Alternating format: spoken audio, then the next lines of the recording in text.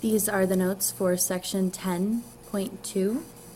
Let's start with a review of our learning targets from section 1. I can describe how temperature relates to kinetic energy. Remember, we said before that the higher the temperature, the higher the kinetic energy, because particles are moving faster. I can define and give examples of thermal expansion. Thermal expansion is an increase in volume of a substance because of an increase in temperature. Particles are moving faster and they spread out or expand. And examples of this would be things like the expansion joints in bridges, bimetallic strips that are used in thermostats, and hot air balloons. The learning targets for this section: I can define heat. I can compare and give examples of conduction, convection, and radiation. And I can define and explain specific heat. Okay, let's start the notes for section 10.2. What is heat? First question you want to ask is, why is the bathroom floor cold but not the rug? Heat is the energy transferred between objects with different temperatures. When two objects come into contact, energy is always transferred from higher temperatures to lower temperatures. This happens until they reach the same temperature. This is demonstrated in the blocks below, with A being the hotter temperature and B being the colder temperature. When they are in direct contact, eventually they will reach the same temperature.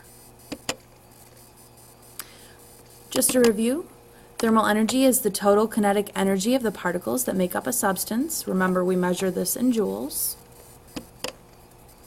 And it's going to depend on two things. The first is the temperature. The higher the temperature, the more thermal energy. Again, remember, faster moving particles, more energy, higher temperature. The second thing it depends on is the amount of the substance. More of the substance there is, the more thermal energy there is. This would be like having a cup of soup versus a pot of soup.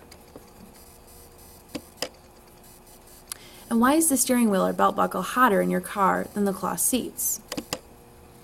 This is due to thermal conductivity. It's the rate at which a substance conducts thermal energy. Some substances are much better conductors than others. Remember, metals are shiny and they conduct heat energy and electric currents. This means that metals absorb and lose energy more easily. This is one reason that we use them for cooking.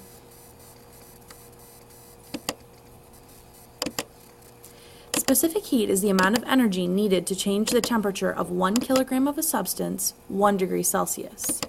The higher the specific heat, the more energy is needed to increase the temperature of that substance. Each substance has a different specific heat.